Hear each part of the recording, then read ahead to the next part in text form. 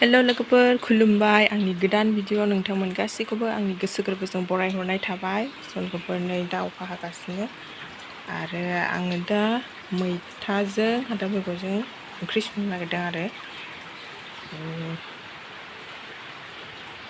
ओमफ्राय नै अखाया मैया जि सान्दुं दुङोमोन दिनै अखानि अखा थ' बिदिब्ला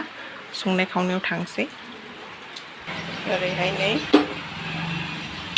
रुनानै लाखाबाय ओमफ्राय नै खान्थाल बेगर आं जिरनायखौ देखायबाय थायाखिसै ओमफ्राय नै ओरै फारसे साराय जानदों दा बेखौ सानानै लाग्रोनोसै बेबो नै फारसे गिहर रुबै दा बेखौ सानानै लाग्रोनोसै आं नायलांबाय थादो बिदिब्ला लोगोफोर ओरै सागासिनो दं आङो ओमफ्राय खिन्थु बांद्राय गेब्लेयासै आरो थारमाने एसे रानख्रेबबायमोन नालाय बांद्राय गेब्लेयाखै ओमफ्राय ओरैजाय केरेला एवगासिनो दं आरोबाव दङ माबा मा होनोमोनलाय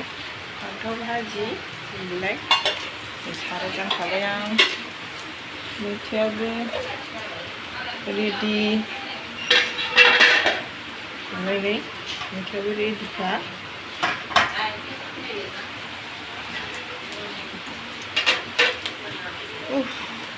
ओमफ्राय ओरैजाय दङना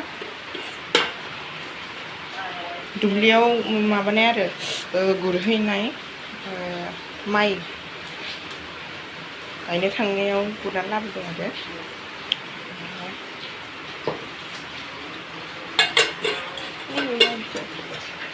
सयाबिन लाब्रा मोनसे दंबावो आलु सयाबिन बेखौ देथ'वाखै देना लानोसै बिदिब्ला नायलांबाय थादो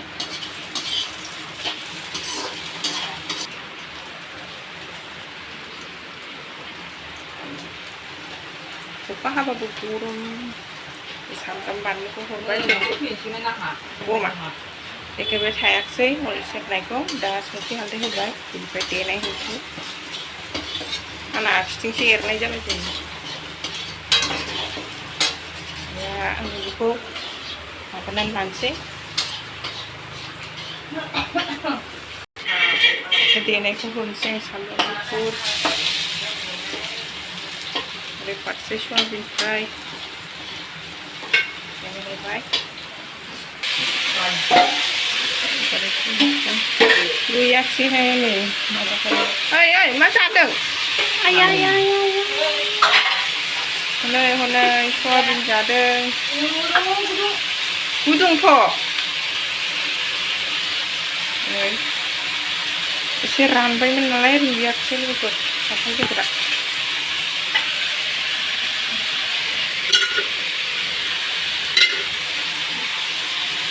आं बारा लास्लाबबाय थानो हायाखै सेरनायखौनो देनानै गोदौबाय लोगोफोर बिराद मैथाखौ मोजां मैथाया बांद्राय हो नाखौ अ थारमाने बेबायदि जाया नालाय लोगोफोर ओंखायनो जानो लुबैदों मंगलबार नालाय